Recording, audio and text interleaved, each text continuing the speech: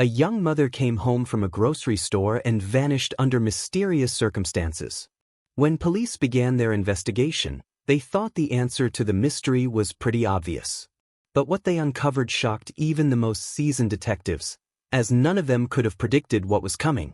Kelsey Berreth was born on September 15, 1989, in Moses Lake, Washington. She grew up on a farm with her parents and older brother, helping with all kinds of chores from a young age.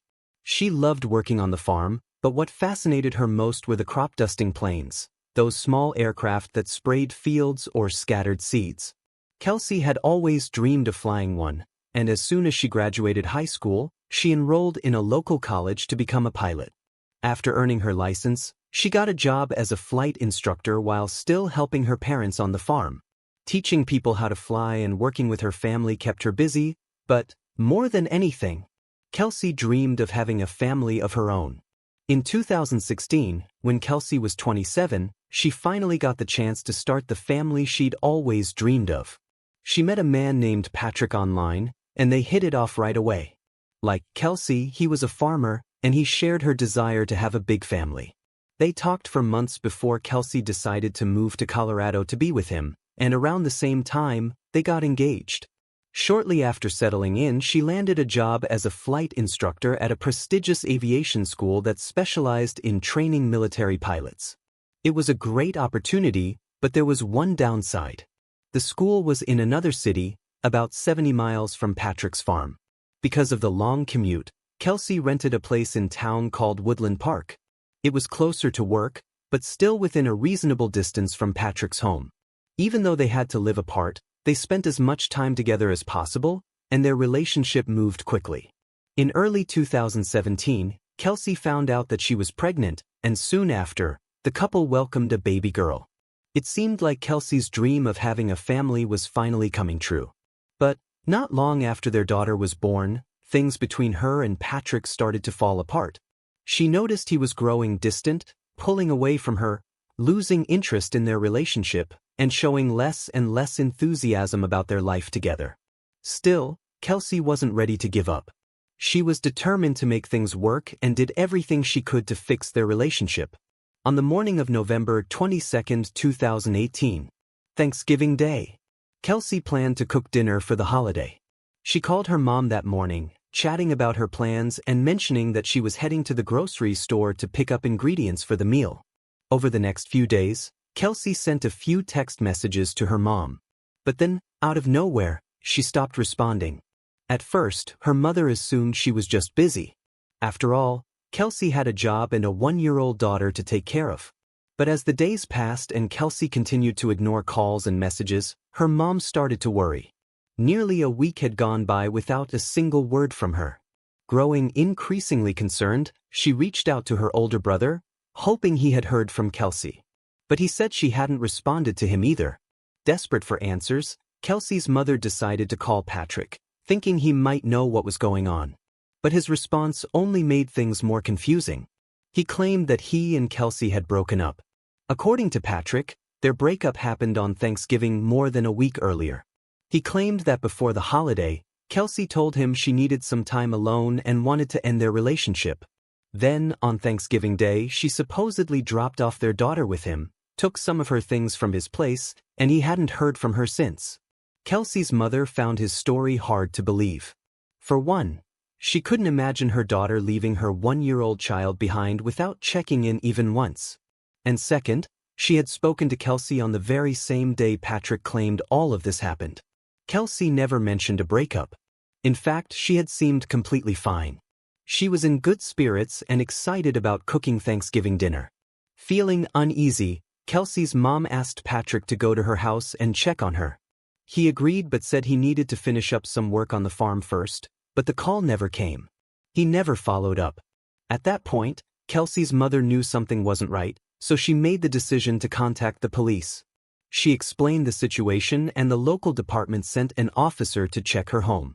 When they arrived, they found Kelsey's car parked outside, but there was no sign of her.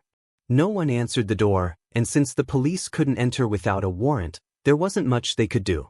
All they could tell Kelsey's mom was that her daughter wasn't there. However, Officers did speak with Patrick, and he stuck to the same story. Kelsey had supposedly left him, saying she needed space. But this time, he added a new detail.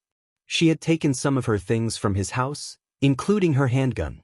He claimed she had been acting strangely in the days before she disappeared and said he was worried she might have done something drastic. The police asked for access to Kelsey's home, and what they found inside only raised more questions. All of her belongings were still there, her clothes, documents, and other essentials she would have taken if she had left on her own. But one thing was missing: her car keys. Her car was parked outside, yet the keys were nowhere to be found. That didn't make much sense. It was hard to imagine a scenario where Kelsey would take her keys but leave her vehicle behind. At this point, the local police department decided to officially open an investigation into her disappearance. One of the first steps was obtaining data from her phone. When investigators checked its GPS history, they found that the last signal from Kelsey's phone had been recorded on November 25th, 3 days after she was last seen. It came from a small town called Gooding. The problem was that Gooding was in Idaho, about 800 miles from Kelsey's home. That didn't add up. When police spoke with her family, they confirmed that Kelsey had no friends, relatives, or any known connections there. They had no idea why she would have gone to such a remote place. Detectives reached out to law enforcement in Gooding for assistance, but their search turned up nothing. In such a small town, a newcomer would have stood out, yet there were no traces of Kelsey. That was odd, and investigators knew they needed to look elsewhere for answers. They reviewed CCTV footage from the grocery store Kelsey had visited on Thanksgiving. The video showed her acting completely normal. There was nothing unusual about her behavior. She wasn't in a hurry, didn't seem distressed, and certainly didn't look like someone planning to disappear. She picked up groceries for dinner and even bought a flower before leaving the store. Police conducted another search of Kelsey's home, but once again, they found no clues. Days passed without any breakthroughs, and in that time, Kelsey's mother and brother flew to Colorado to help with the search. They stayed at her house, and right away, her mother had an unsettling feeling. Something just didn't seem right. But she couldn't quite put her finger on what it was. Then, one day, Kelsey's older brother went to use the bathroom and happened to notice something red on the inside of the toilet. It caught his attention, and when he looked closer, he realized it could be blood. He immediately reported it to the police, and tests confirmed his suspicion: it was human blood. But this discovery was just the beginning. Investigators had already searched the house once, but their examination had been fairly basic. This time, forensics decided to use luminol, a chemical that reveals traces of blood even if it has been wiped away or cleaned to the point of being invisible to the human eye. They started spraying luminol in the bathroom, and what they saw was truly chilling. There was blood everywhere. It had been cleaned, but under the chemical reaction, it lit up across the walls and floor. The same thing happened in the living room. There were large stains of wiped-away blood, revealing a gruesome scene that had been carefully scrubbed from sight. Samples were sent to the lab, and the results confirmed what investigators feared most: the blood belonged to Kelsey. But there was something else. Among the samples, forensic experts discovered 2 additional DNA profiles, one belonging to a man, the other to a woman. At this point, detectives were almost certain Kelsey was no longer alive. Their focus now shifted to identifying the 2 unknown individuals whose DNA had been found in her home. Naturally, Patrick became the prime suspect. Investigators had already found his version of events suspicious, but now that they were almost certain Kelsey was dead, their doubts about him only grew stronger. When they got access to Patrick's phone, they saw that he had been calling and texting Kelsey up until November 25th, the day she stopped responding to everyone else. Their messages mostly revolved around their breakup, but there was nothing particularly useful in the exchange. However, the detectives were already leaning toward a different timeline. They believed Kelsey had actually been killed on Thanksgiving, November 22nd. The problem was that aside from those text messages, there was no real evidence that she had been alive for the next 3 days. That raised a terrifying possibility. Kelsey might have been murdered shortly after returning home from the grocery store, and if that was the case, someone else had been using her phone to send those messages. That's when detectives noticed something interesting. Patrick had repeatedly called a phone number with a Gooding area code, both before and after Kelsey disappeared. Wanting to know more, they traced the number and found that it belonged to a woman named Crystal. Investigators called her and asked how she knew Patrick. Crystal explained that they were essentially business partners.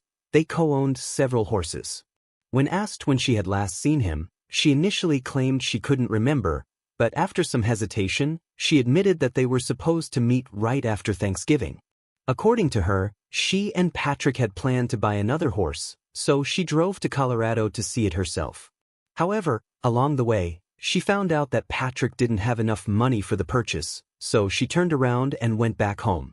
Considering that the drive from her town to Patrick's was almost 1,000 miles, detectives found Crystal's story suspicious. It seemed unlikely that someone would embark on such a long road trip just to see a new horse. Adding to their doubts, Crystal claimed she hadn't even used her own car for the trip. Instead, she had borrowed a friend's vehicle because it was more fuel efficient. That detail felt oddly specific, almost as if she was trying to justify why her car wouldn't show up on any traffic cameras or toll records. Before ending the conversation, detectives asked Crystal if she knew Kelsey. She responded that she had heard about her on the news but had never met her in person. That statement immediately raised red flags. Crystal lived in another state, and at that point, Kelsey's disappearance hadn't yet made national headlines. So, how would she have already heard about it? After wrapping up their call with Crystal, investigators decided to dig deeper into her background. They discovered that she had recently gone through a divorce, so they reached out to her ex-husband, hoping he could provide more insight. When detectives asked Crystal's ex-husband if he knew Patrick, his response completely contradicted what Crystal had told them. He revealed that she and Patrick had known each other since 2006. Patrick was actually her first love. Over the years, they had an on-and-off relationship but had always stayed in touch. Even more suspicious, her ex-husband claimed that their affair had never truly ended, not even after he and Crystal got married. According to him, she was still seeing Patrick in 2017, the same year he got engaged to Kelsey. But that wasn't all. Crystal had also lied to her ex-husband about her whereabouts after Thanksgiving. At first, she told him she had gone to visit friends from November 24th to 25th. But after the police contacted her, she finally admitted to him that she had actually been in Colorado. Then came another suspicious detail. On December 4th, Crystal asked her ex-husband to go with her to buy a new phone, claiming she had lost hers. Detectives immediately took note of the timing. December 4th was the exact same day they had obtained Patrick's phone for investigation. With all this information, investigators had enough evidence to obtain a warrant for Crystal's DNA sample. They flew to Idaho to collect it, and while Crystal complied with the request, she flat out refused to answer any of their questions. As they waited for the lab results, detectives reached out to the friend who had lent Crystal her car for the trip to Colorado. She allowed them to inspect the vehicle and mentioned that she kept a handgun inside. When investigators checked the gun, they noticed something alarming. One bullet was missing from the magazine. The friend was adamant that the gun had been fully loaded when she lent Crystal the car, and she had no idea where the missing bullet had gone. But this was just the tip of the iceberg. Investigators then spoke with another one of Crystal's friends, a woman named Michelle, and what she told them completely turned the case on its head. Michelle revealed that Crystal had called her in late October, about a month before Kelsey disappeared, and told her something shocking. Through tears, Crystal confided that Patrick had asked her to kill his fiancée. According to Michelle, Patrick told Crystal that Kelsey was mistreating their daughter. He insisted that he couldn't do it himself because it would be too obvious and he needed someone else to carry out the murder. During the conversation, Michelle urged Crystal to go to the police, but she never did. This revelation completely changed the course of the investigation. Police were now almost certain that both Patrick and Crystal were somehow involved in Kelsey's murder. But despite the mounting evidence, they still had no DNA results and, more importantly, no concrete proof of what had actually happened to Kelsey. As investigators continued searching for more evidence, the case took another unexpected turn. Crystal called them and said that she had hired a lawyer and was ready to talk. When detectives met with her, she didn't hesitate and dropped a bombshell. Crystal admitted that Patrick had killed Kelsey and confessed to cleaning up the crime scene afterward. According to Crystal, Patrick had been planning Kelsey's murder for months, but from the very beginning he had intended for Crystal to be the one to carry it out. Just as she had told her friend Michelle, Patrick repeatedly insisted that Kelsey was abusing their daughter, using drugs, and drinking excessively. He convinced Crystal that getting rid of her was the only option. Crystal agreed to help Patrick, and 2 months before Kelsey's disappearance, they came up with their first plan. The idea was simple. Crystal would poison Kelsey's favorite coffee with some medication. Since Crystal was a nurse, she had easy access to the necessary drugs. But there was one big problem. Crystal and Kelsey had never met. To get around this, she and Patrick came up with a cover story. Crystal would pretend to be a new neighbor who had just moved to the area and was introducing herself to the locals. In September, she put their plan into motion. She grabbed Kelsey's favorite coffee, went to her house, and knocked on the door. When Kelsey answered, they made small talk for a few minutes before Crystal handed her the drink and said goodbye. But Crystal actually couldn't go through with it. She hadn't poisoned the coffee. She just wanted to see Kelsey in person. And just like that, their first attempt failed. Patrick's next plan was more direct. Crystal was supposed to drive to his farm, pick up a metal pipe he had prepared, go to Kelsey's house, and kill her.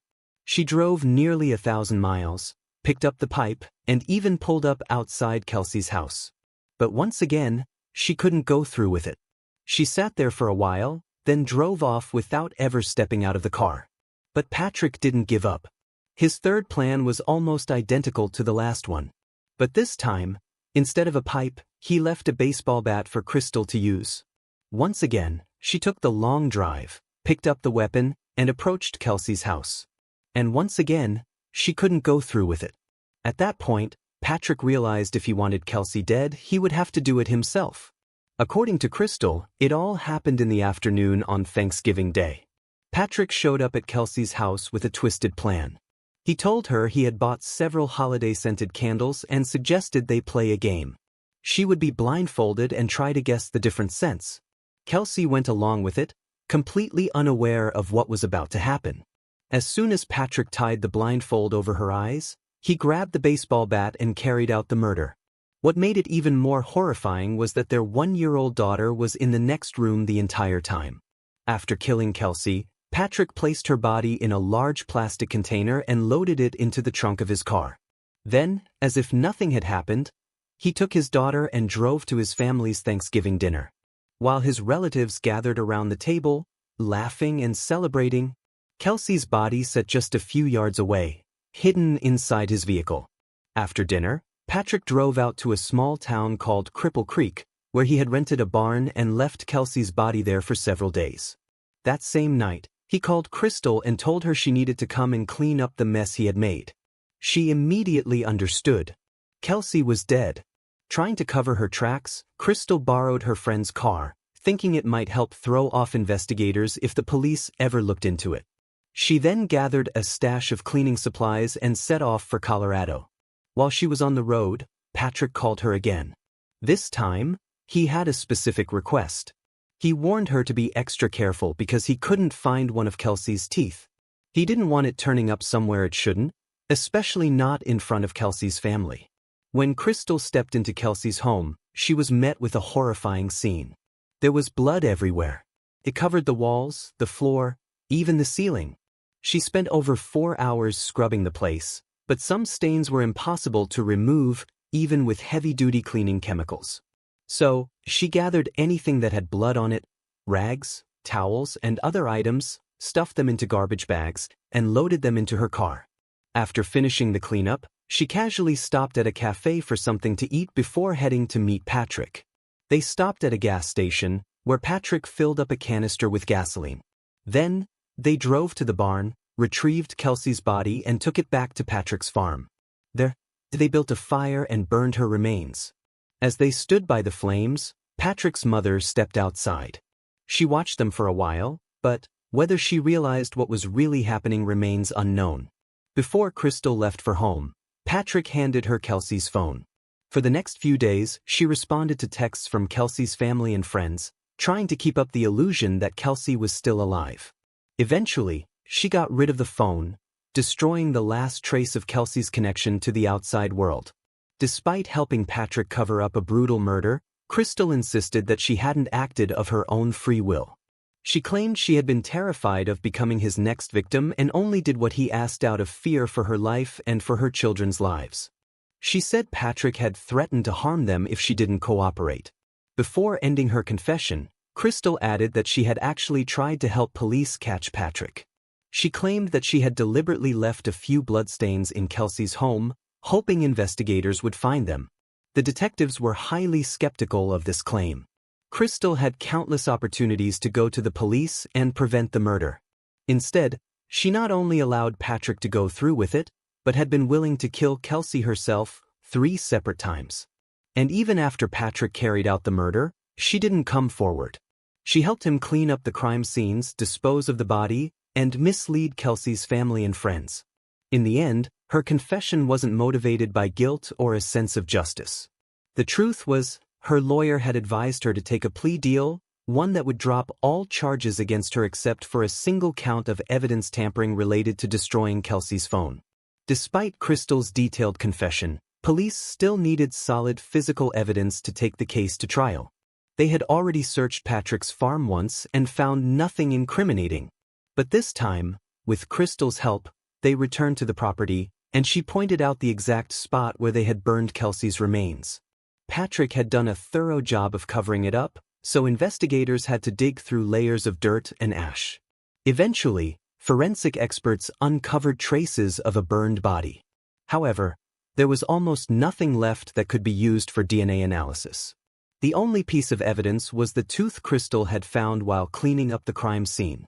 But even that was so badly damaged by fire, investigators couldn't conclusively prove it belonged to Kelsey. Still, there was one crucial breakthrough. By this time, the lab results from the DNA samples found in Kelsey's home had come in. The results confirmed what detectives already suspected. The 2 unidentified profiles belonged to Patrick and Crystal. That was the final piece of evidence they needed. Patrick was eventually arrested and charged with first-degree murder. He spent the next years behind bars while prosecutors built their case against him, refusing to admit any guilt. According to the prosecution, Patrick had multiple motives for wanting Kelsey dead. First, their relationship was falling apart, and he wanted nothing more to do with her. But, since they had a child together, simply walking away wasn't an option, so he decided to get rid of her permanently. The second motive was financial. Patrick was struggling with some serious money problems and was at risk of losing part of his farming business. Investigators believe this could have also played a role in his decision to kill Kelsey. Even though prosecutors couldn't pinpoint a single clear-cut motive, by the time of the trial, investigators had gathered undeniable proof of Patrick's guilt. One of the biggest pieces of evidence came from his phone records. Data from his smartphone showed that he had spent several hours at Kelsey's home on the day of her murder. This directly contradicted his claim that he had only stopped by for a few minutes to pick up their daughter and to drop off some of her belongings. CCTV footage from a neighbor's house further discredited his story. The video showed Patrick arriving at Kelsey's home with their daughter, but instead of leaving shortly after, as he claimed, he didn't come back outside for several hours. Then came another damning detail. After leaving Kelsey's home, Patrick's phone traveled to his farm, but Kelsey's phone moved with him. He hadn't even bothered to turn it off.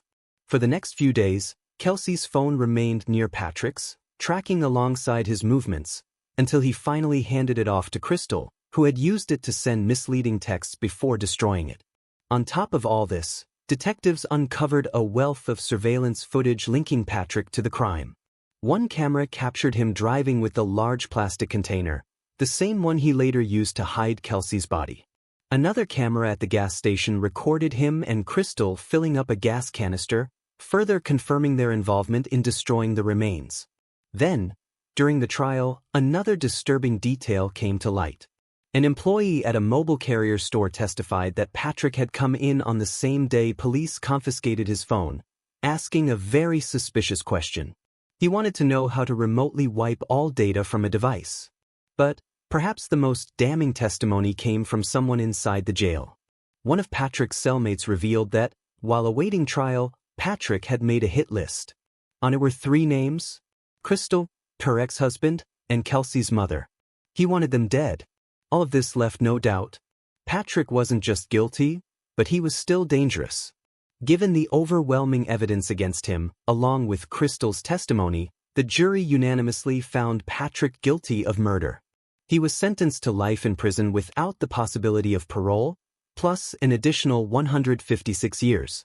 As for Crystal, her plea deal got her an incredibly lenient sentence, just 3 years in prison. But a judge later reduced it to 18 months, with the possibility of early release after only a year. In the end, she served barely any time and has been free for a long time, despite the fact that she could have stopped the crime, but instead, she helped cover it up. On a more hopeful note, Kelsey's family was granted full custody of her daughter, and she has been living with them ever since. In honor of Kelsey's passion for flying, her parents also established a nonprofit that provides support to aspiring pilots, ensuring that her legacy lives on.